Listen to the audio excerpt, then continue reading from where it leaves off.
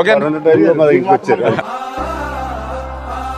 Covid టైంలో వచ్చామని అంటున్నారు, నిజంగా అదే మా ఆశీర్వాదం. ఏమ్మా మా చుట్టాలు వదిలేరండి మమ్మల్ని, మీరు వచ్చారు. పార్టీ గురించి కాదండి, వ్యక్తిగతంగా. థ్యాంక్ యూ మీ పాదాలు నమస్కారం.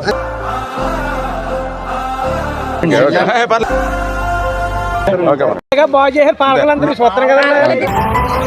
ఏ ఎమ్మెల్యే చేయలేదండి, పార్టీ కోసం పక్కనట్టండి. ఏ ఎమ్మెల్యే పాలకులు చూసాను కానీ పాలకులు మనం వచ్చి చేసినట్టు ఎవరు చేయలేదండి.